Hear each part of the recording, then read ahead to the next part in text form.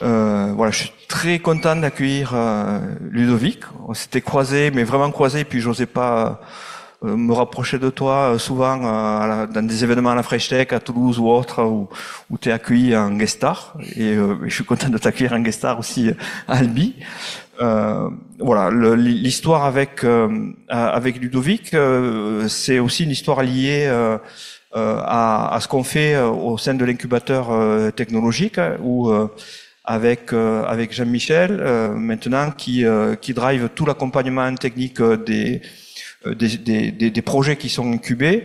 On a voulu développer un vrai service pour travailler sur ces aspects techniques et développer les projets techniques, et donc développer cette roadmap, ce qu'on appelle une feuille de route, une roadmap en anglais, sur le développement technique des projets. Et donc avec mon collègue complice Walid Lassidi du bureau d'études Positi de Montpellier, on a travaillé sur un service qu'on appelle Poke and Win, et qui permet de réfléchir à comment on peut dérisquer un projet entrepreneurial en utilisant des preuves de concept, des objets intermédiaires, donc vraiment quelque chose d'intéressant à mettre en place pour les incuber. Et dans ce cadre-là, un exemple d'opportunité, dans ce cadre-là, j'ai travaillé une étude de cas sur le cas Sigfox, et j'en avais pas parlé à Ludovic.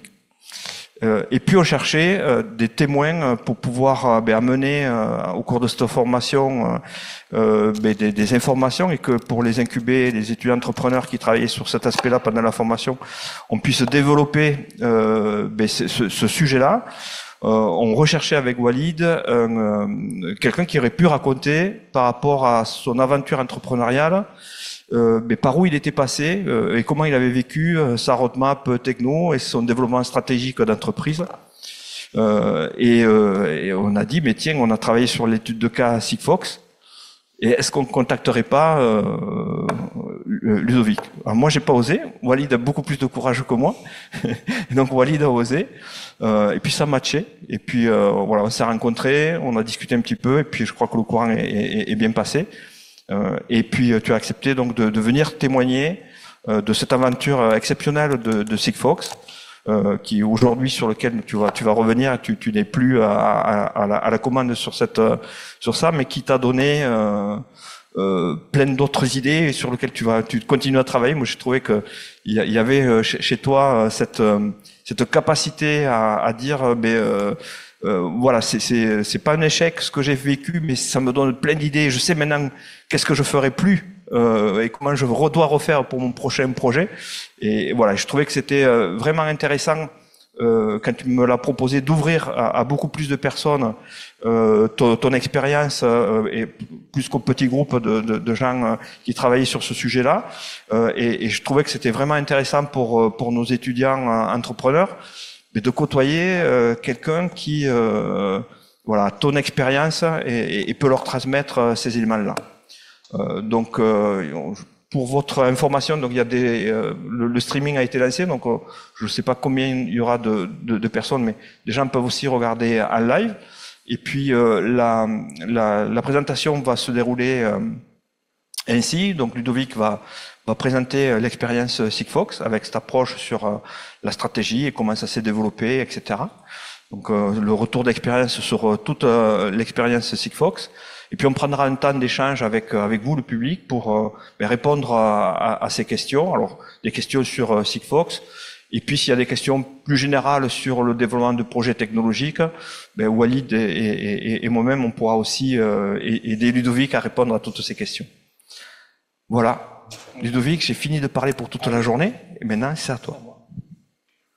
Eh bien, bonsoir à tous. Alors, je suis là ce soir pour vous faire un retour d'expérience sur Sigfox et sans filtre, parce que c'est un projet qui a été, je m'en étais pas rendu compte en démarrant, mais qui était assez pharaonique et qui est plein d'enseignements, et je vous donnerai aussi au travers cette transmission les erreurs que j'ai faites ou ce qu'il aurait peut-être fallu faire si je devais repartir à zéro aujourd'hui sur ce projet.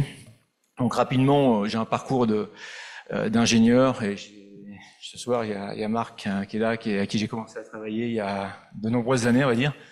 Et je développais du soft embarqué pour April. Et puis, de fil en aiguille, j'étais passionné d'informatique, j'ai fini par faire du commerce pour une ESN, mais je m'ennuyais parce que vendre des ressources, bon, c'est pas passionnant. Et j'ai commencé à créer ma première entreprise en 2000, quand toute la bulle s'écroulait, et qu'à l'époque, c'était le machine to machine. C'est devenu l'IoT aujourd'hui. Donc, une expérience intéressante parce que je me suis lancé sans savoir que c'était une entreprise. Je suis parti, j'ai embauché 7 personnes, et puis on a développé l'entreprise qu'on a revendue 8 ans après à un groupe canadien qui s'appelait Sierra Wireless. Mais à l'époque déjà, quand j'ai développé donc dans le machine to machine, l'idée c'était de connecter des objets à Internet. Et je me suis aperçu que les technologies GSM, donc c'était du GPRS, un 1,5G à l'époque, ne convenaient pas à pas mal de cas d'usage où il y avait des contraintes économiques, contraintes d'énergie. Et donc de ce fait-là, je me suis dit il faut que je trouve autre chose. Et puis comme je suis passionné d'innovation et c'est pas de l'ambition au sens enfin l'ambition c'est de créer quelque chose qui sort du cadre. Moi je suis un produit français, c'est-à-dire j'ai eu accès aux bourses, j'ai passé par un CAP, j'ai commencé à travailler à 14 ans. Donc je me suis dit à un moment donné c'est très bien de renvoyer l'ascenseur. Donc je me suis dit j'essaie de faire un projet non pas ambitieux pour être Bill Gates ou Steve Jobs, etc., mais pour essayer de dire voilà est-ce qu'on peut faire de l'idée qu'on avait avec Christophe, que je veux partager maintenant, en faire un réseau souverain mondial pour passer des objets, donc pour traquer tout ce qui est données industrielles, quand les Américains aujourd'hui ont énormément d'informations sur nous à travers nos usages d'Internet. Et là, je rencontre Christophe Fourté, qui est j'appelle le Mozart de la radio. Son surnom, c'est Mozart de la radio. C'est quelqu'un qui est passionné de radio, qui est un génie de la radio. Et il me dit comme ça, j'ai trouvé un moyen d'envoyer des petits messages, mais par contre très très loin, avec très peu d'énergie, en utilisant des composants du commerce qui peuvent valoir moins d'$1. Et on pourrait même le faire avec une simple diode. Donc une diode, ça vaut quelques centimes. Et on pourrait transmettre des données en protocole Sigfox avec une diode. Pour vous montrer le projet aussi frugal qui pouvait l'être. Et donc, ce qu'on a fait avec Christophe quand on est parti, donc moi à l'époque j'avais créé ma première boîte, j'ai revendu, j'en ai recréé une deuxième que j'ai quitté pour rejoindre Christophe sur le projet. Et on s'est dit pour arriver à passer de cette idée de faire un réseau mondial, alors qu'on était à Toulouse, on était 2 à Toulouse.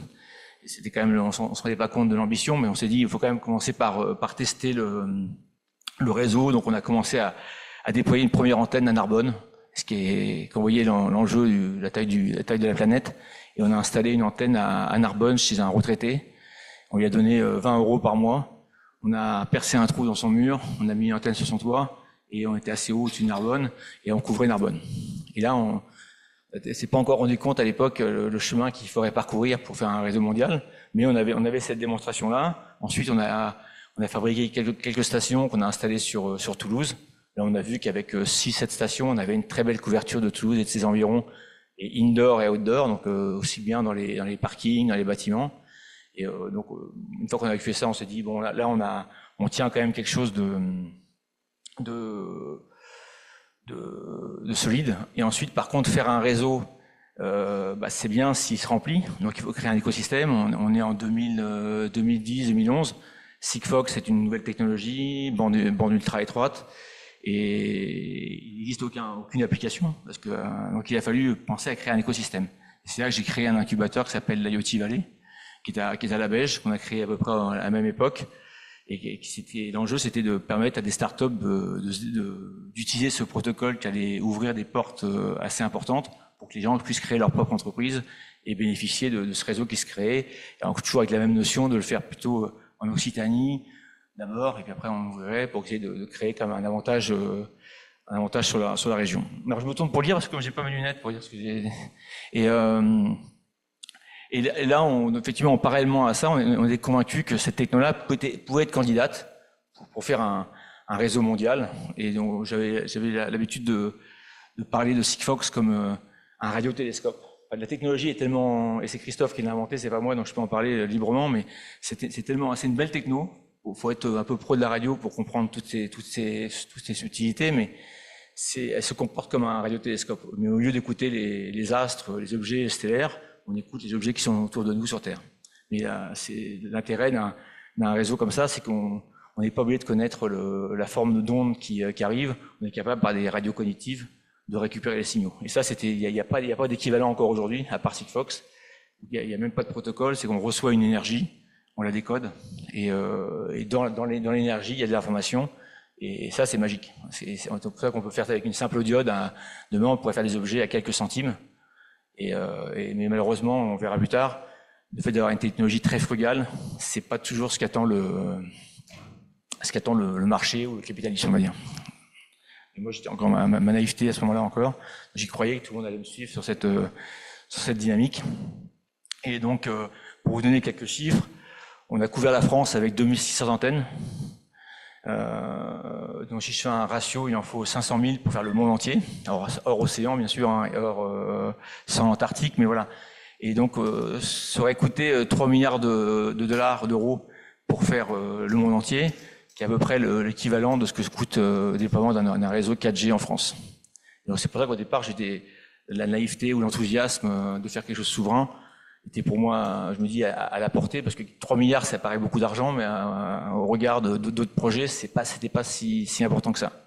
Donc on est parti bien en tête, et de ce qu'on a fait, il y a eu un site qui s'appelle le LPWA, Low Power Wide Area, qui a été le site qui a été inventé ou créé suite à Sigfox. Moi, je parle plutôt de 0G, parce que je pense que à l'époque, on voyait tout le monde partir vers la 4G, 5G, et on parle de 6G. Je pense que la 0G, c'est le protocole le plus frugal, le plus simple possible pour passer des très peu de données. Donc là où, finalement, le débit en dessous de 0 n'a pas de sens.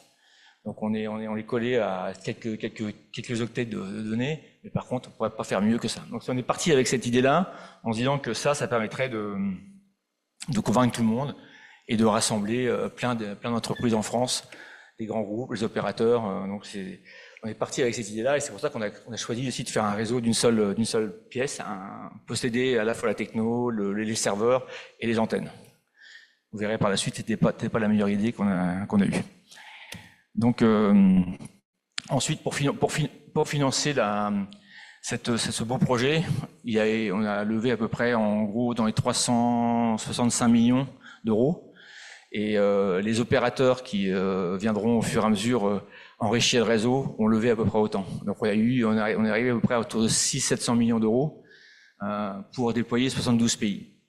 On n'était pas encore à la somme de tous les pays dans le monde, mais 72 pays en à peine 10 ans, en 8-9 ans, donc c'est-à-dire une levée de fonds par an. Donc ça veut dire chaque année, je prenais ma mallette et j'allais faire le tour des financiers. Et j'allais chercher au départ de 10, 15, 100, et puis après des petites bribes par-ci par-là de 40, 50 millions. Mais c'était assez éprouvant, et je passais plus de temps dans les avions qu'en entreprise, parce que aller chercher de l'argent, c'est compliqué, c'est énormément de pression, parce que j'avais face à moi tous les opérateurs de la planète qui, au départ, quand on a commencé à faire la France, au départ, les gens ne prenaient pas au sérieux. Quand on a couvert la France, l'Espagne et le Portugal, avec des couvertures qui étaient l'équivalent de ce que peut avoir un opérateur télécom pour du haut débit, là, les opérateurs ont compris qu'ils étaient menacés sur leurs fondamentaux, parce que ils avaient communiqué avec la bourse en disant que l'IoT serait le relais de croissance des opérateurs quand tout le monde a au moins une carte SIM ou deux. L'IoT aurait été pour eux d'ailleurs le relais de croissance pour rassurer les actionnaires et pour leur donner de la visibilité. Moi, j'arrive avec une techno complètement nouvelle, j'utilise des bandes sans licence, donc je paye pas parce que la technologie Sigfox permet d'utiliser les bandes sans licence qui sont très brouillées, mais la techno est tellement performante que on peut travailler sur des bandes bruitées. Donc ça agace énormément les opérateurs. Je ne cache pas que j'ai essayé de discuter avec Orange, avec Bouygues, avec tous les opérateurs français. Mais je me suis pris donc un refus global de tous ces gens-là de collaborer ensemble. C'est pour ça qu'ils ont lancé une technologie, vous avez entendu parler, qui s'appelle LoRa, qui est une technologie qui marchait pas à grande échelle, mais qui faisait le job pour essayer de contrer le message qu'on essayait de porter avec Sigfox.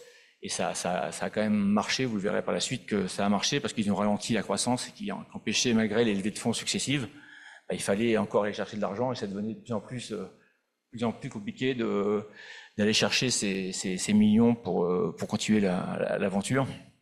Donc, moi, à partir d'un certain moment, je me dis, il va falloir changer de stratégie parce que on peut pas continuer à lever les fameux milliards dont on parlait. Et en France, j'ai même vu des rapports faits par des acteurs comme GRDF, des coopératives technologiques qui étaient faussés, quoi. C'est-à-dire qu'ils ont préféré un projet comme Gaspard pour le gaz, qui a coûté des milliards d'euros en France pour déployer ces compteurs de gaz connectés. Nous, on leur proposait de le faire pour 1 euro par an par compteur, ce qui aurait coûté 50 millions par an, ce qui était rien par rapport à ce que ils ont refusé. Ils ont fait leur propre technologie. La Poste a voulu faire son propre réseau aussi IoT avec LoRa. CLS, avec qui je voulais faire un projet satellite, a fait son projet Kineis sur lui, qui est ce qui est, mais qui souffre aussi. Donc, voilà, donc je me suis retrouvé, en France, j'ai pas réussi à trouver un allié qui nous suive. Et ça, c'est aussi quelque chose qui était quand même globalement problématique, parce que j'aurais eu ne serait-ce qu'un acteur français qui m'aurait suivi, un Orange, je pense que ça aurait changé complètement la donne. C'est-à-dire que ce que j'allais à l'étranger pour vendre les mairies de ce réseau, et qu'on me disait, mais les opérateurs français, les acteurs français, personne ne travaille avec vous, non. Et à expliquer, c'était compliqué. J'avais pas vraiment d'argument massue pour leur expliquer qu'ils voulaient pas travailler avec moi. Donc mais bon, pour moi, c'était un vrai frein, et qui montre aussi encore lui qu'on a des enjeux encore culturels en France pour essayer de faire émerger, ce qu'on a beaucoup de mal à faire, d'ailleurs, faire émerger des entreprises qui font des infrastructures qui sont structurantes, qui permettraient de ramener une certaine forme de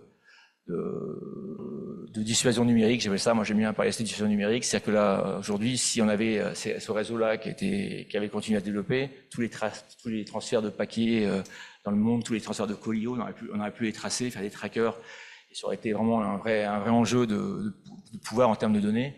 Mais malheureusement, je n'ai pas réussi à convaincre les grandes entreprises françaises. Et donc là, je vous donne quelques étapes clés dans le développement de Sigfox, parce que comme tout à l'heure disait Philippe, il y a la preuve de concept quand on part. Il faut, on a, comme je disais tout à l'heure, on a testé en local, sur Toulouse, sur Narbonne, et mon premier client qui arrive en 2011, 2012, qui s'appelle Clear Channel. Alors c'est une petite histoire qui peut se raconter, mais en fait, vous connaissez le principe de fake it until you do it. Donc c'est en fait, quand on démarre, on a oublié de faire croire qu'on a un réseau de grande taille. Et donc j'avais à l'époque Clear Channel, qui est un acteur de la pub dans les villes, avait 10 000 panneaux répartis sur tout le territoire français. Et il me dit, Banco, il veut tester d'abord. Il me dit, si ça marche, je signe un contrat et on déploie tous mes panneaux français. Donc il fallait couvrir la France. Et pour faire la démonstration, alors que j'avais qu'une seule antenne à Narbonne, on a planqué une antenne dans le coffre d'une voiture, donc une antenne Sigfox. Et là, pour le coup, on a démontré la capacité de la 4G de Orange, mais pas celle de Sigfox. Mais ça marchait. Parce que, mais ça a permis de rassurer ce client-là. Et nous, on s'est retrouvés du jour au lendemain à couvrir la France. Et j'avais une expérience, c'était l'antenne à Narbonne qu'on avait installée nous-mêmes. Il a fallu en faire 2600 pour couvrir la France. Et là, on s'est dit, comment on fait? Donc là, naturellement, je vais voir TDF, la première fois. Et les gens de TDF me disent, ouais, on peut le faire, mais par contre, on veut 50% de votre boîte. Ça va pas être possible. Parce que c'est quand même, on n'a pas fait tout ça pour rien. Et donc je repars, et là un vrai sujet, parce que je vois mes investisseurs, je leur dis, j'ai un problème, TDF, ils font un espèce de chantage. Et donc je me suis pas démonté, j'ai retourné les voir. J'ai fini par signer un contrat avec eux, qui était un contrat de revenu sharing, où ils ont perdu plus que s'ils avaient signé le premier contrat avec moi, parce que je leur proposais au départ de payer les tours, les accès sur les tours, c'est location pour l'énergie et le positionnement sur la tour. Et finalement, j'ai quasiment rien payé, c'est du revenu sharing.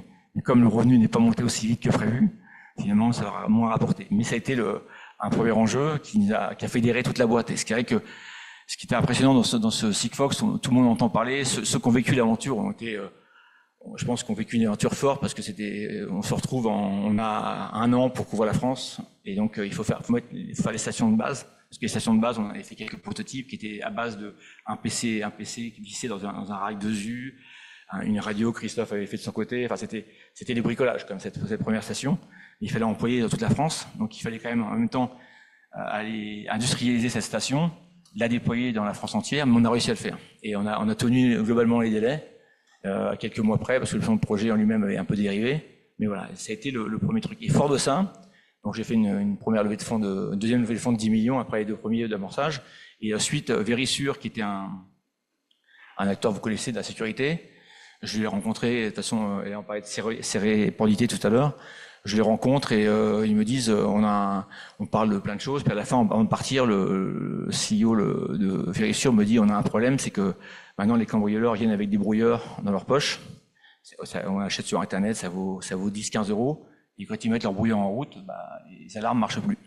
Et pour eux, c'est un vrai problème parce que ils perdaient des clients et leurs concurrents, bien sûr, en profitaient pour dire, oui, Verisure, c'est pas une technologie Verisure, parce que, voilà, parce qu'on peut pas on peut la brouiller facilement.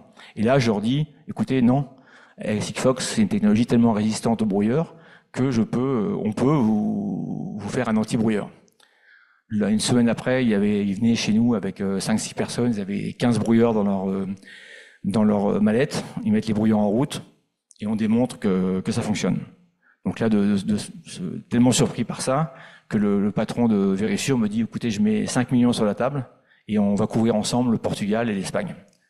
Et donc, de ce fait, en quelques semaines ou un ou 2 mois, on déploie avec un opérateur qui s'appelle Cellnex, on déploie l'Espagne, et là, on connecte rapidement plusieurs millions d'alarmes Verisure. Et là, ça a été vraiment le déclencheur des hostilités de la part des opérateurs, parce que ils ont vu qu'on avait couvert les territoires, qu'on avait un client qui, parce que leurs alarmes, leur boîtier d'alarme Verisure avait déjà un transceiver dessus, donc le déploiement était rapide. On a passé de quasiment 0 à plusieurs millions d'objets connectés sur le réseau très vite. Ce qui a été aussi des problématiques de cloud aussi, parce qu'en même temps qu'on faisait les antennes, des stations de base, qu'on fabriquait des objets avec l'écosystème dont j'ai parlé au début, il fallait aussi faire un cloud qui puisse résister à terme des millions de messages par jour, par heure. Donc ça a été un vrai challenge aussi de faire tenir le cloud et qu'il tombe pas. Et aujourd'hui, alors on se parle, il marche encore. Même si plus personne s'en occupe, et il y a toujours des 15 millions d'objets sur le réseau et ça marche encore. Donc on a fait quand même quelque chose qui marchait bien. Et de fil en aiguille, après j'ai eu des différents contacts dans différents pays, et notamment l'Allemagne, avec DHL. Et ça, c'est une petite parenthèse sur l'IoT aussi, ce métier et ses enjeux, pour ceux qui sont là, qui veulent un jour faire des projets dans ce domaine-là. C'est que DHL, qui avait un problème avec ses chariots roulants, qui avaient jamais les chariots au bon endroit, quand ils voulaient transporter des paquets, ils en perdaient, etc. Et ils sont dit, on aimerait les connecter. Et quand ils faisaient l'addition des investissements pour faire ça, on arrivait rapidement à plus de 20 millions d'euros pour équiper un petit million de chariots. Et donc, quand on est directeur financier de DHL, on dit, est-ce qu'on met 20 millions d'euros sur une boîte comme Sigfox, qui est encore récente, sur une technologie qui est propriétaire? Ça a tourné un bout de temps, jusqu'au jour où je leur dis, et là je pense qu'aujourd'hui, si j'en fais même une activité de conseil, c'est on va analyser ce que vous allez gagner. Parce que ce que vous allez dépenser, ça le ferait. Par contre, qu'est-ce que vous allez gagner? Et là, on s'est mis à analyser la valeur de la donnée pour savoir si je sais en temps réel où est mon chariot roulant. Et là, on s'est aperçu que sur la période de 5 à 6 ans, c'était 200 millions qu'ils allaient gagner. Et le jour où ils ont vérifié les calculs plusieurs fois, et quand ils ont vérifié ça, ils ont dit, banco, on met les 20 millions sur la table, et on a déployé l'Allemagne, et on a déployé les chariots de DHL. Et après, il y a Nichigas, qui était le Japon, qui était un des partenaires que j'avais signé dans les années 2017-2018. Et Japon, à la japonaise, quand ils font quelque chose, ils le font super bien. Ils ont déployé 3500 antennes, donc bien plus que, alors même si le pays est quand même assez montagneux, avec une topologie particulière, mais 3500 antennes, autant dire qu'ils avaient une super couverture. Et le GRDF japonais, qui s'appelle Nichigas, a décidé de déployer 1 million de compteurs pour essayer. Et donc on a déployé 1 million de compteurs au Japon. Et ça a été un des autres grands projets de Sigfox. Mais ça pour vous dire, dans la genèse, on arrive donc à 72 pays. Donc dans quand même pas mal de géographie du monde. J'ai même fait à l'époque un pays dont on parle beaucoup en ce moment, qui s'appelle l'Iran. On avait déployé l'Iran, c'était super. Les Iraniens étaient brillants en termes d'inventivité, de développement de solutions. Mais ce qui est arrivé, je pense que c'était Trump il y a un moment, il y avait un embargo, impossible de travailler avec l'Iran, sinon on se retrouvait avec des vrais problèmes au niveau finance, mon board m'a dit bon, faut arrêter, donc on a désinstallé le réseau iranien. C'est terrible parce que les gars avaient investi, le principe des opérateurs Sigfox, c'est qu'ils investissent eux-mêmes de l'argent pour acheter la licence, pour acheter les stations de base, et ils me reversaient 40% de leurs revenus. Donc pour nous, c'était une super affaire. Sauf que eux ont investi, et puis à cause d'un conflit géopolitique, il a fallu arrêter ce réseau-là, et ça leur a coûté pas mal d'argent parce que les investissements de déploiement de ce réseau ont été arrêtés, donc on a dû leur couper l'accès au serveur. Mais voilà, donc on a fait quand même pas mal de pays exotiques en Afrique. Enfin, ça a été, on a fait développer aussi une fondation parce qu'avec mon associé, on voulait quand même, en même temps qu'on développait le réseau, on voulait créer du sens, adresser des causes non sans profit. On a commencé par d'abord installer des bases en Antarctique pour les chercheurs, et après on a fait les rhinocéros, on coupait la corne du rhinocéros, on mettait un tracker, et ça permet de sauver quand même pas mal d'animaux là dans les réserves africaines. Donc voilà, c'était pas des use cases qui nous rapportaient beaucoup d'argent, mais on trouvait que ça faisait du sens, donc on avait créé cette fondation Sigfox pour ce type de projet. Les défis rencontrés de Sigfox, il y en a eu beaucoup. Alors, je les ai pas tous mis là, mais bon, le premier, c'est résistance des opérateurs. Et ça, c'est vrai que quand j'ai démarré Sigfox, quand on a démarré Sigfox, on se rendait pas compte qu'il serait aussi violent. Il y a eu des violences verbales. J'étais dans la presse, Vodafone will crush Sigfox. J'ai vu quelques menaces qui étaient quand même pas neutres à gérer, mais bon. On était petits parce que nous, on avait une propre techno face à un écosystème bien organisé, la GSMA, le 3GPP, qui ont poussé une norme NB-IoT très très vite et qui marchait pas, mais pour nous contrer. Ils ont poussé LoRa aussi pour nous contrer. Donc ça a été quand même des combats permanents avec eux, et malheureusement, on n'a jamais réussi à trouver un accord avec eux. Et c'est bien dommage parce qu'il y aurait vraiment eu une complémentarité si on avait pu trouver un accord. Ensuite, les grandes entreprises, j'en ai parlé, donc j'ai tapé à toutes les portes de pas mal de boîtes. Vous le verrez tout à l'heure, j'en parlerai aussi, mais dans les anecdotes, j'ai rencontré Anne Lauvergeon, qui était patronne d'Areva, enfin ex-patronne d'Areva, et donc je lui ai proposé de rentrer au conseil d'administration de Sigfox et prendre mon poste de président. Moi, je suis passé de PDG à DG, et je pensais qu'avec elle, on allait pouvoir taper à toutes les portes du CAC 40. C'est ce qui s'est passé, mais j'ai fait que des bons déjeuners et 0 € de chiffre d'affaires. Encore une fois, une naïveté dans ce monde où les gens ils se côtoient, c'est poli, mais derrière, donc, transformer ça en business, on n'a pas réussi. Donc, et c'est très dommage parce que on aurait pu faire des projets, notamment dans l'énergie, avec des EDF et consorts, mettre en place des solutions ici hyper efficaces et pouvoir les déployer à l'international avec un réseau qui était, encore une fois, qui a pas encore d'équivalent aujourd'hui. Mais on n'a pas réussi. Et ensuite, l'autre problème que j'ai eu et qui est, alors c'est un peu dur quand je veux dire ça, mais c'est qu'en fait, pour recruter des opérateurs Sigfox, on allait dans chaque pays, on cherchait des candidats qui étaient prêts à investir de l'argent perso, enfin, ou lever de l'argent auprès de. Donc ça allait la licence allait de peut-être 1 ou 2 millions à une dizaine de millions, par exemple pour le Japon ou pour d'autres pays. Et donc quand ils avaient ça, après il fallait qu'ils installent des stations qui payaient 3 000 € pièce. Et quand on voit la taille de la France, 2600 antennes, donc c'est quand même de l'argent à sortir pour financer ça.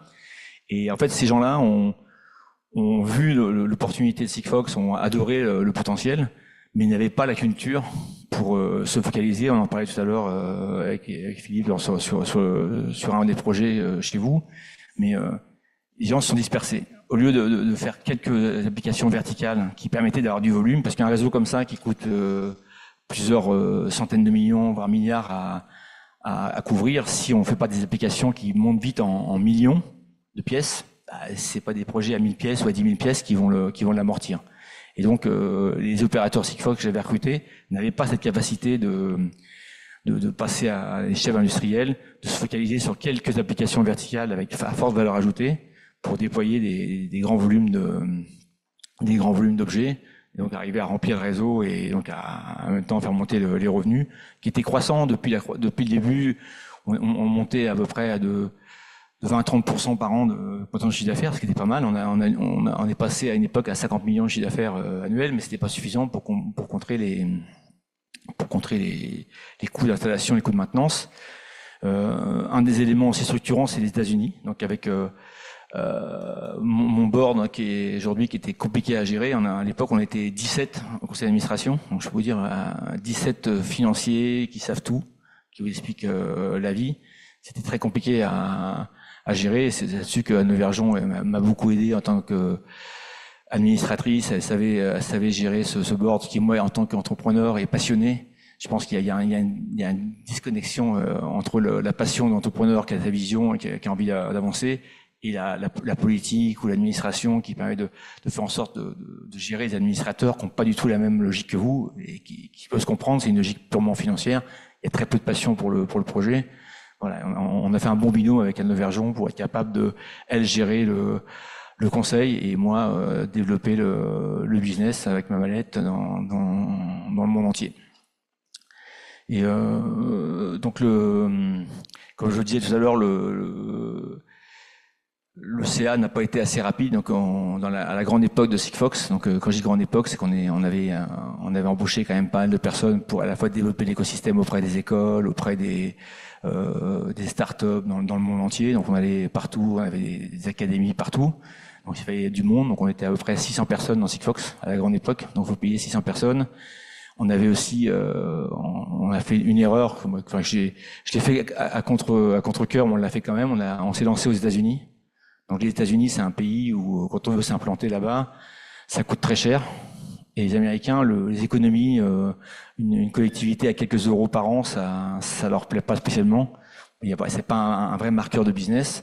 Ce qui fait qu'on dépensait 30 millions d'euros par an et on couvrait 30% du territoire et encore des grandes villes, et on n'avait pas d'objet sur le réseau.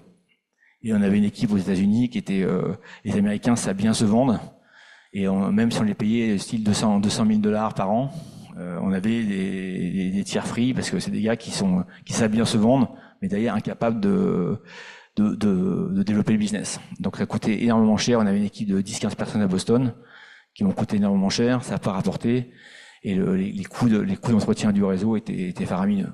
Bon, ça m'a quand même pas mal plombé, et l'histoire des États-Unis, je pense qu'il y a des technos, il y a des boîtes qui ont un fort intérêt à aller assez vite aux États-Unis pour s'implanter. Dans mon cas à moi, dans le cadre d'IoT, Sigfox, il fallait pas y aller. Il fallait attendre peut-être un moment plus propice, mais ça m'a quand même pas mal plombé dans les 30 millions par an ça passe pas inaperçu dans les charges.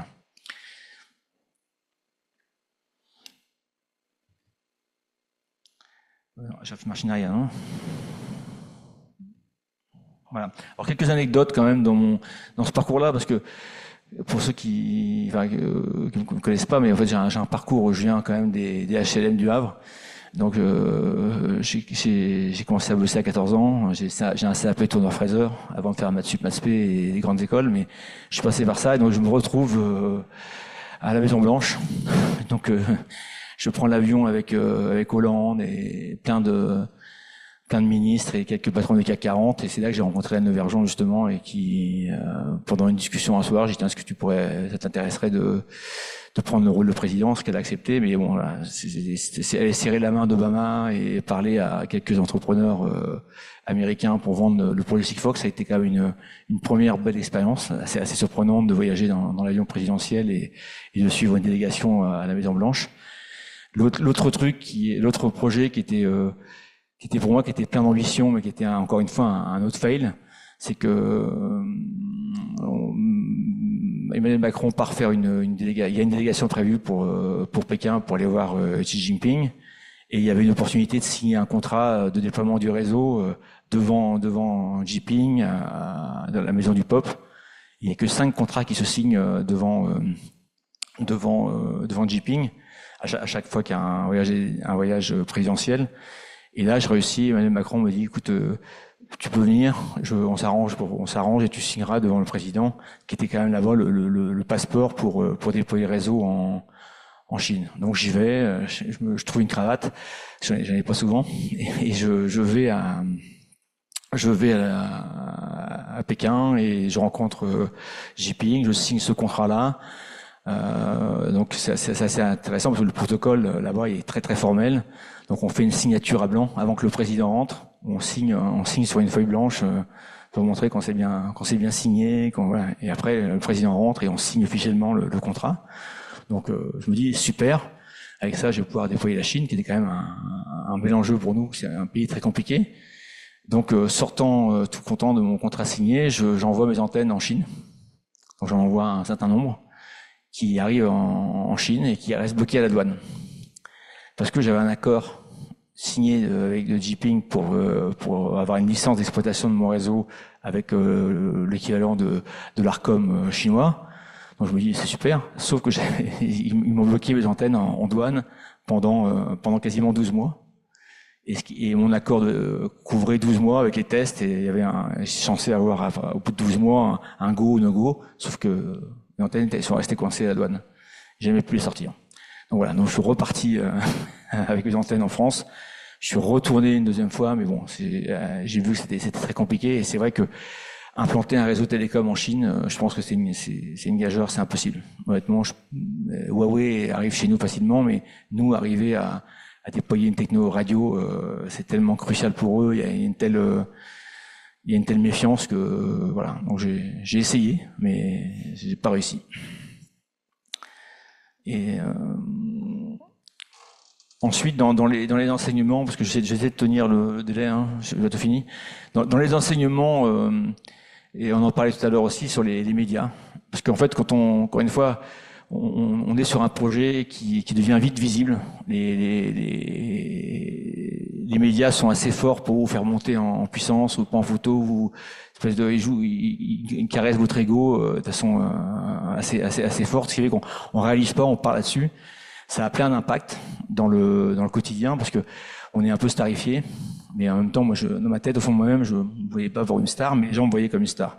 Et donc, déjà dans l'entreprise, les gens viennent plus vous parler, ont peur parce que tellement vous êtes en force de voyager avec Macron, à l'Élysée, etc. Ça crée une image autour de vous qui fait que vous êtes une personne quasiment inaccessible. Donc il y a très peu d'écho, c'est comme un chanteur qui chante sans entendre sa voix. C'est qu'on se retrouve dans une boîte où on avait une super dynamique et les gens n'osent plus venir vous parler. Donc on se prive énormément d'écho de ses collaborateurs. Et ça c'est terrible et je me rendais pas compte, j'ai dit c'est bizarre, ma porte est ouverte, personne ne vient. Mais ils avaient peur de venir en fait. Et peut-être que moi aussi, avec la pression, etc., j'avais peut-être aussi une approche qui était peut-être pas assez bienveillante, mais je me suis rendu compte après coup, parce que quand j'ai quitté Sigfox, je suis parti vivre dans le Gers, donc j'ai coupé tous les réseaux de communication, j'ai démarré une grosse processus d'éveil, je suis parti au Gabon faire des séances de retraite et autres. Et ça, je me suis aperçu la violence de ce que j'avais vécu et la pression.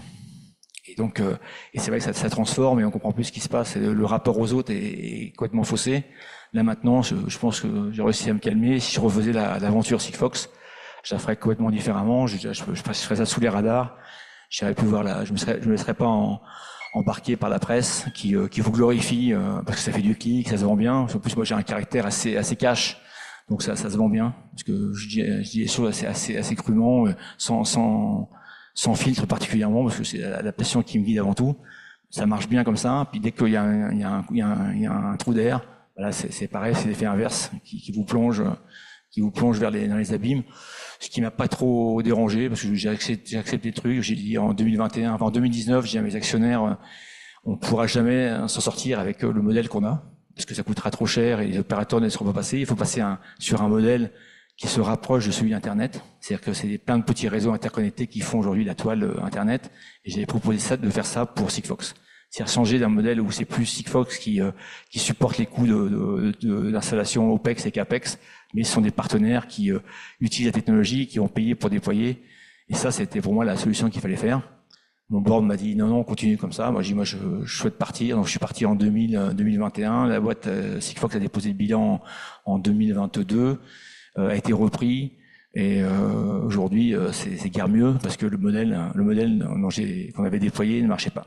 Donc c'est vrai que j'aurais eu toute l'expérience que j'ai maintenant de Sigfox, j'aurais fait déjà un réseau sans en parler, j'aurais cherché des partenaires, j'aurais déployé des zones géographiques, des bâtiments, etc. pour créer une couverture, parce que la technologie, elle est parfaite. Et une fois que j'aurais eu suffisamment de couverture, j'aurais pu éventuellement sortir au grand jour en disant, bah, voilà, vous pouvez venir sur ce réseau-là, il est ouvert. Alors que en annonçant la couleur trop vite, je suis rentré dans tous les problèmes qu'on peut avoir, c'est des frictions opérateurs et aussi dans entre guillemets la notoriété fait que j'ai attiré pas mal de monde, mais pas toujours les meilleurs. C'est-à-dire quand un truc qu'il faut savoir aussi, c'est quand on lève plusieurs centaines de millions, on trouve tous les gens qui regardent ça à la presse, tape à la porte de Sigfox, je vais t'embaucher, etc. Et c'est des gens qui ont parfois pas toujours la même bienveillance ou la même énergie que ceux qui étaient là au début avec moi, qui ont été installés des antennes dans toute la France, qui ont percé des trous dans les murs, etc. Enfin, des gens qui étaient des passionnés, qui adoraient le projet. Là, on a plutôt des mercenaires qui viennent se vendre et qui d'ailleurs diluent un peu la philosophie de l'entreprise, la culture d'entreprise. Et je pense que ça, c'est aussi pareil. J'ai pas la recette pour ça, mais quand on lève de l'argent, ce qui serait bien, c'est de pouvoir le cacher. Non pas parce que c'est honteux, mais parce que ça permettrait de garder la même humilité, le même approche dans le management de la boîte au quotidien. Et je pense qu'on s'en porterait beaucoup mieux. Parce que tout d'un coup, ce qu'on payait une fois 1, on va le payer 10, parce que tout le monde va embaucher des gars, tout le monde veut devenir chef. Les gens veulent tous du confort. Vous savez, les bureaux avec plein de trucs comme on fait maintenant, là, des trucs hyper hype, mais finalement on bosse pas mieux pour autant et on dépense beaucoup d'argent. Et ça, c'est vrai que et les fonds aussi ont leur tort aussi là-dedans, c'est que quand on lève de l'argent, ils aiment bien qu'on en parle, qu'on fasse savoir que vous avez 100 millions, etc. Ils donnent leur nom, etc. Pour eux, c'est du track record et ça leur permet aussi de lever des fonds auprès d'autres fonds. Donc on est encore une fois pris dans cette spirale-là. Et à la sortie, je pense que c'était des erreurs. Voilà. Donc je crois que j'ai fini, quoi. Philippe me fait des grands signes. Et si vous avez des questions, je pourrais encore parler j'essaie d'édulcorer un peu, mais une histoire de 12 ans passionnante, je pourrais en parler encore 1 heure ou plus.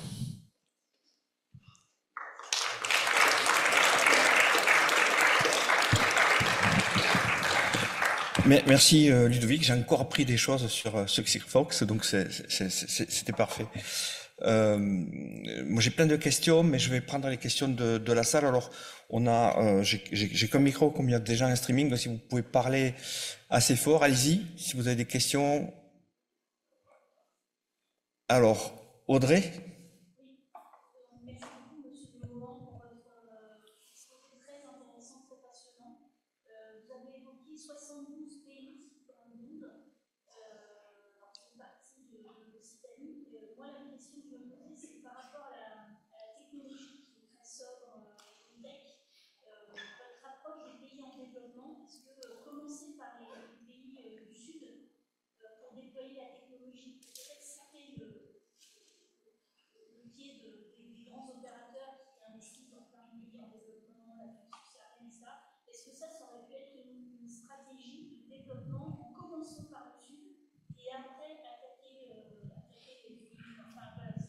Non, la question effectivement des choix géographiques, c'est vrai qu'on l'a fait d'abord autour de nous parce que, comme souvent, quand on démarre une entreprise, il y a quand même tout n'est pas sec. La technologie, on la déploie, il y a des bugs, etc. Donc, corriger une antenne à Toulouse ou à Narbonne, ça va. En Afrique équatoriale, c'est un peu plus compliqué. Donc, c'était une des raisons. Mais comme je dis, je pense il y a sûrement des réflexions comme la vôtre qui auraient permis de faire quelque chose de bien mieux. C'est entre guillemets sous les radars. Vous avez raison, et peut-être aller chercher moins de revenus, mais moins de dépenses aussi, parce que le modèle qu'on a pris était très consommateur de cash. Donc effectivement, on aurait pu aller chercher des applications dans des pays où vraiment là il y a pas autre chose. Et voilà, il y a pas beaucoup d'opérateurs, et voire même on a peut-être pu travailler avec eux, parce que encore une fois, il faut faire sa propre autocritique, mais on est qui on est. Comme moi, j'étais tellement enthousiaste et on est entre ce qu'on pense être nous et les gens comment ils nous perçoivent. Je pense que j'avais peut-être une vision d'arrogance, etc. Donc les opérateurs peut-être se sont braqués. C'était le cas. Donc j'aurais peut-être je serais parti plus en profil bas. J'aurais fait quelque chose de plus humble peut-être au début, moins dire voilà on va faire le monde entier. Je pense que ça aurait peut-être aidé à réduire un peu les frictions avec les opérateurs, mais je pense que votre idée, ça aurait peut-être été la bonne, mais je pense vraiment le mode de déploiement, le choix qu'on a fait était pas le bon. La techno est parfaite, Mais le mode de déploiement qu'on a choisi, définitivement, c'était pas le bon. Walid?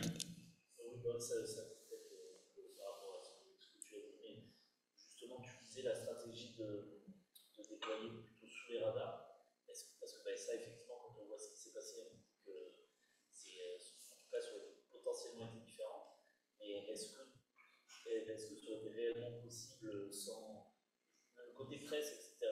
Je vois bien, mais au bout d'un moment, quand même, peut-être que les opérateurs. Je pense que j'aurais pu brouiller les pistes entre guillemets si j'avais parlé d'une technologie locale. Parce que la technologie, pour quelques chiffres, on a eu des fois des transmissions entre la Bretagne et le Portugal. Donc on a dû faire des 1000 kilomètres. Donc imaginez une télécommande de portail qui porte à 1000 kilomètres. Alors c'est pas dans tous les cas de figure, mais pour vous donner la performance de la technologie, on avait des très très longues portées. On a même fait un essai avec Christophe qui avait aucun intérêt business. On a fait rebondir un signal sur la Lune. Et on l'a recapté. Donc c'était des trucs qui avaient aucun lien business, mais à l'époque pour montrer la performance de cette technologie, c'était assez bluffant. Donc on aurait pu faire des réseaux privés. On aurait dit voilà, nous on n'a pas ambition de faire un réseau mondial. On a un super réseau, un peu comme LoRa en fait. Parce que LoRa c'est une technologie américaine, enfin qui a été achetée par les Américains, qui est française, achetée par les Américains, qui avait une ambition de réseau privé au départ, des petites technologies entre guillemets radio locales. Et quand Sigfox est arrivé, les opérateurs l'ont pris pour en faire un réseau global. Donc si on avait fait quelque chose de vraiment low profile au départ, alors c'est vrai qu'on n'aurait pas eu la même hype, mais la hype n'a pas servi à grand chose. Et donc voilà, en termes de choix stratégique de pays ou d'application, je pense qu'on aurait pu faire autrement et on serait peut-être passé, on aurait peut-être fini par se faire adouber par les opérateurs et ça serait pas la même histoire. Voilà. Ouais, Marc. Vas-y, Marc. Oui, j'ai une question, Ludo. En fait, où est-ce qu'on en est aujourd'hui? Bon, je suis un amateur, je l'ai dit tout à l'heure, là, sur ce genre de technologie. Bon, moi, je trouvais que le principe était super de dire, moi, je l'ai compris comme ça. Hein. Tous les quarts d'heure, on transmet une dizaine d'octets et puis ça porte à 10 km. On en est où aujourd'hui? Qu'est-ce qu'il faut utiliser? Alors, le réseau Sigfox fonctionne encore. Hein. Alors, ça s'appelle Unabiz. C'est encore un réseau global, même si je pense que ça va être compliqué à court terme. Mais aujourd'hui, ce que nous on fait, on a retravaillé. Alors, je peux pas en parler encore officiellement, mais on a retravaillé la techno. Et on est capable maintenant de faire alors pour ceux qui font un peu de radio, des sensibilités bien meilleures. 20 dB de plus, ça veut dire fois 100. Donc on est capable de faire encore 100 fois mieux que ce qu'on a fait à l'époque de Sigfox. Mais cette technologie-là, on la met au point. On verra comment on la met en œuvre, parce qu'il y a un streaming. Si j'ai entendu, je veux pas en parler plus, mais on n'a pas abandonné en fait. Avec Christophe, mon associé de départ, et quelques collaborateurs aussi qui étaient là au début dans Sigfox, on est toujours en envie d'aller au bout de cette histoire. Mais on veut le faire de façon très très très humble et très soft. Mais je pense que la techno est parfaite.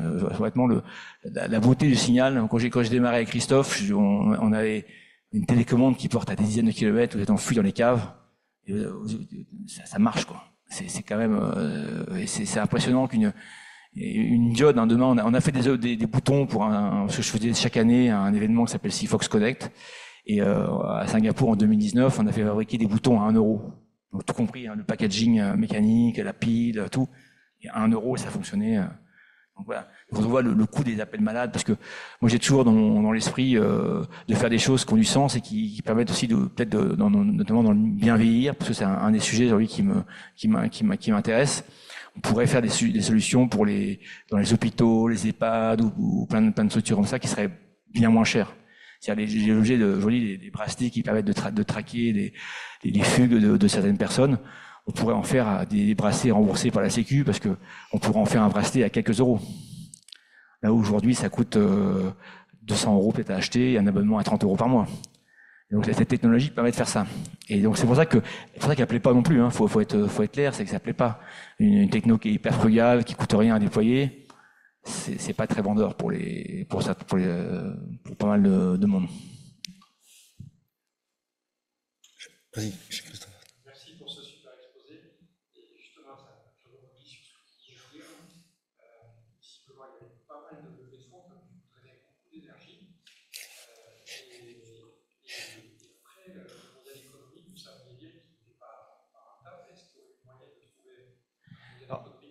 Alors, c'est pas que le modèle était pas rentable, parce que, en fait, c'est la croissance du chiffre d'affaires, c'est que le fait que, comme je disais tout à l'heure, un projet IoT significatif pour nous, en millions de pièces, c'est tout de suite 10, 15, 20 millions d'investissements à faire.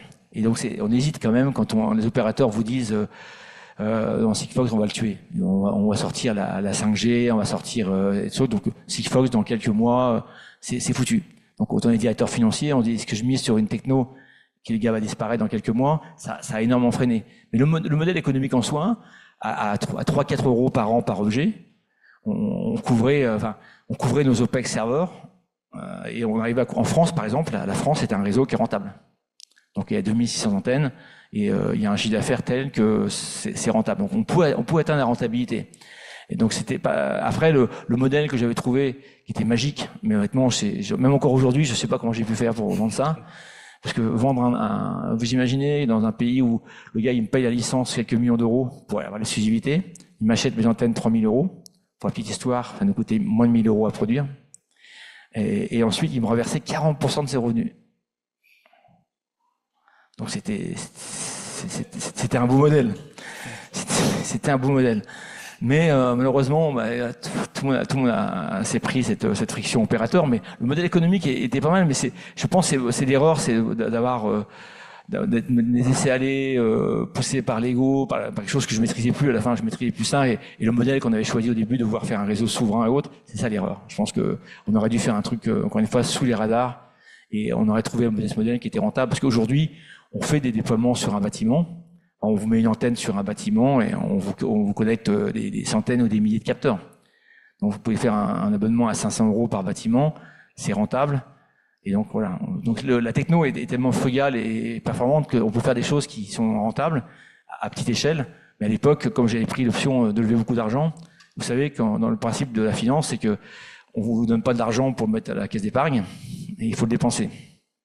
Donc on rentre dans une dynamique qui est terrible. C'est que on vous donne de l'argent, vous êtes obligé de raconter une histoire qui fait rêver. Donc vous dites, moi dans 2 ans, je ferai, je sais pas moi, 50 millions de chiffre d'affaires ou plus. Donc les gars, ils vous prêtent de l'argent sur cette base-là. Vous arrivez au bout de 2 ans, et c'est pas tout à fait ça. On est un peu en retard, on va dire, même bien en retard.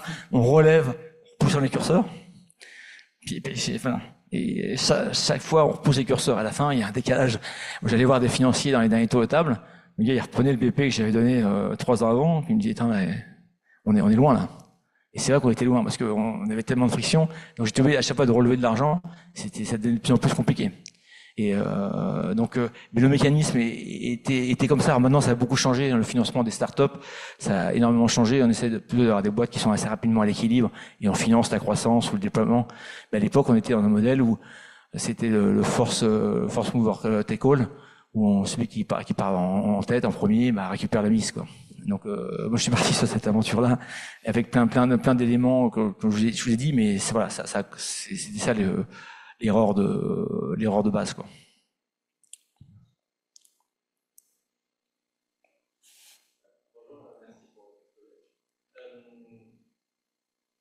Si jamais vous deviez refaire votre entreprise, quel modèle vous avez déjà fait vous garderiez? Qu'est-ce qui a bien marché? Moi, je pense que la techno, je la garde, parce qu'elle marche super bien. Ça, il n'y a pas de problème. Et après, c'est ce que j'ai envie de faire, c'est que, à l'instar d'Internet, c'est qu'on peut créer plein de réseaux privés qui eux, sont couverts en termes de coûts d'investissement, d'installation et d'opération, sont couverts par l'application client. Et à l'instar de ce qu'on fait aujourd'hui dans la collecte des déchets, une onde radio, on peut la considérer comme un déchet. C'est-à-dire que si j'installe une application sur un bâtiment, par exemple pour l'énergie ou pour la sécurité, tous les objets qui sont à moi, je les capte, je les traite, et les signaux qui ne m'appartiennent pas, on les récupérerait, on les mettrait dans une espèce de garbage collector et on pourrait les vendre à leur propriétaire. Et c'est ça que je voudrais faire. C'est-à-dire que faire en sorte de faire plein de réseaux indépendants avec l'autorisation de pouvoir traiter tous les signaux qui appartiennent pas à celui qui a payé le réseau. Et en faisant ça, on recrée ce qu'a fait un peu Internet, quelque part. On crée un Internet bas débit. Et ça, c'est le modèle aujourd'hui que je préconiserais, qui coûte pas cher. Alors, il prend plus de temps, entre guillemets, mais il coûterait pas cher parce que chaque installation est rentable. Donc, et la technologie le permet. C'est pour ça que aujourd'hui, on continue à réfléchir à ce qu'on pourrait faire, parce que cette technologie-là, déployée, comme je viens de vous le dire, on peut faire un très beau truc. Donc c'est pas perdu. Enfin, je pense que l'idée n'est pas encore complètement ensevelie, mais voilà, il faut trouver les bons vecteurs. Mais on y travaille.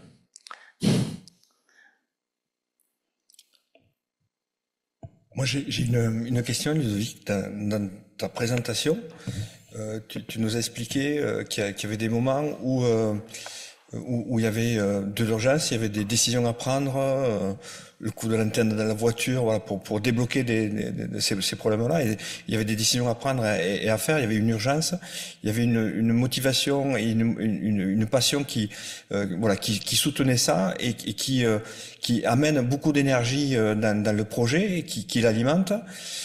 Et en même temps, quand on a la question sur la stratégie et autres, on s'aperçoit que la tête dans le guidon et pas avoir la capacité à un moment donné de prendre du recul sur son projet, de l'analyser, de regarder où est-ce qu'on va, etc. Bon, voilà, on a une tension entre deux pôles qui s'opposent, qui sont nécessaires à la prise de décision dans le projet entrepreneurial. Voilà, quelle analyse tu as du cas de Sifox, de ta période Sifox, et aujourd'hui, qu'est-ce que tu changerais, qu'est-ce que tu veux changer pour ton prochain projet? Aujourd'hui, déjà, personnellement, déjà c'est passé, c'est-à-dire qu'en gros, il fallait trop de place à l'époque, et je pense que ce qui marche bien dans les projets, c'est l'équipe. Donc, et faire en sorte de pas faire trop sortir son ego. Donc, et comme je disais tout à l'heure, c'est qu'il y avait plus assez d'échanges. C'est-à-dire qu'à un moment donné, on a une telle aura que les gens osent plus vous parler, on crée des barrières à la communication. Donc ça, maintenant, parce que j'ai quand même passé 4 ans au sommet d'une colline tout seul, et donc vous passez de l'Élysée ou des voyages présidentiels à tout seul dans votre maison en Gers, il y a un temps d'adaptation, c'est pas simple. Mais par contre, c'est hyper riche en termes d'enseignement et d'introspection. Et donc maintenant, les boîtes que j'accompagne, je le fais avec cette posture-là, quoi. C'est-à-dire plutôt d'essayer d'aider les autres, déjà en plus parce qu'il y a un âge où on transmet plus qu'on fait. Hein, donc il y a aussi cette volonté de transmettre, mais aussi de transmettre la façon d'être et éviter tous ces pièges auxquels je suis tombé à 2 pieds dedans, comme les pièges d'ego. Donc aujourd'hui, je travaille plus comme ça, donc sur l'introspection et sur la philosophie, parce que je pense qu'il y a plein de choses qui passent par l'éveil. Et donc c'est pour moi c'est ça le sujet, parce que à l'époque c'est vrai qu'on a avancé à une vitesse grand V. Et puis je me suis réveillé en 2019 quand j'ai vu qu'on allait prendre le mur. C'était trop tard, parce que la pression d'un conseil d'administration aussi compliqué que le mien, c'était inaudible, quoi. Quand j'essayais de leur expliquer qu'il faudrait faire, les gens qui ont mis beaucoup d'argent dans l'entreprise, on leur dit, les gars, vous êtes trompés. C'est pas là qu'il fallait, c'était là. Ils peuvent pas l'entendre. C'est inaudible pour eux. C'est-à-dire qu'ils ont misé sur quelque chose, c'est quelque part, c'est se désavouer s'ils acceptent un changement. Donc tout ça, ce sont des mécanismes dont je me rendais pas compte au départ, parce que j'ai pas fait consciemment. J'ai pas été me mettre dans le mur tout seul. Mais à départ, on est parti sur un modèle, effectivement, peut-être trop dans l'enthousiasme, dans la passion. Et une petite histoire que j'ai pas racontée non plus, c'est que arrivé à ma levée de 100 millions, j'étais vraiment à genoux, mais au propre, au figuré. J'étais fatigué, épuisé. Et je me suis dit, moi, ma cam, c'est pas d'être patron d'une boîte de 10 000 personnes, etc. Je suis prêt à laisser ma place de CEO, comme j'avais laissé ma place de président, en me disant, je vais trouver quelqu'un qui soit le genre parfait, avec une costard-cravate, et que je suis pas, et en me disant, j'y donne les clés du camion. Et c'est ce que j'ai fait. Donc j'ai trouvé quelqu'un, j'ai donné la gestion de Sigfox, et je me suis mis à l'écart, parce que c'était vraiment quelqu'un qui me ressemblait pas du tout. Donc je me suis dit, je peux pas prendre quelqu'un qui est par construction différent de moi et essayer de faire en sorte qu'il travaille comme moi je travaillerais. Et donc j'ai laissé faire ça pendant 1 an et demi. Et là j'ai eu des appels au secours de tout le monde dans la boîte, ça allait plus. Et on avait embauché énormément de personnes qui coûtaient très cher, et qui n'étaient pas des doueurs. Et là il a fallu je reprenne du service, je remonte au créneau. J'avais encore du mal à me remettre. Donc j'ai repris les commandes, bien sûr, je suis séparé de lui. J'ai séparé pas mal de personnes dans la boîte, mais j'avais déjà pris quand même cher en termes d'énergie. Donc voilà, et en même temps me rendant compte que la boîte pourrait, à la fois qu'elle avait pris l'embonpoint, donc pas le bon embonpoint, et en même temps je voyais le mur arriver, que les opérateurs arrêteraient pas et qu'on n'arriverait pas à croiser des courbes au bon moment. Et tout ça fait que c'est très compliqué. Il y a plus de chemin à part le mur, quoi. Et c'est terrible parce que on voit le truc arriver et on vous dit non, ça va le faire. Et moi qui a créé la boîte, qui était aux commandes, je voyais pas par où on pouvait passer. Et on est allé dans le mur, mais à coût de dizaines de millions. Parce que quand j'ai commencé à dire qu'il fallait arrêter, on a encore dépensé peut-être entre 50 et 100 millions, mais qui sont partis à la poubelle. Parce que c'était plus possible de passer. C'est ça qui est terrible dans ce type d'aventure. Après, j'en veux à personne parce qu'on n'est pas, faut pas être dans les reproches et autres, mais les mécanismes sont comme ça. Le monde, voilà, c'est dommage parce que on aurait préféré passer mettre ce projet-là jusqu'au bout, même si aujourd'hui c'est pas fini, mais à un moment donné, les mécanismes font que on est pris au piège et on peut pas freiner, quoi. On a plus des questions? Ludovic, je te remercie vraiment pour cette intervention. Je pense que moi, ça répond au témoignage que je souhaite amener à mes étudiants entrepreneurs. Voilà, tu démontres des compétences et des capacités. Tu as exprimé des compétences et des capacités que je recherche dans les profils d'étudiants entrepreneurs.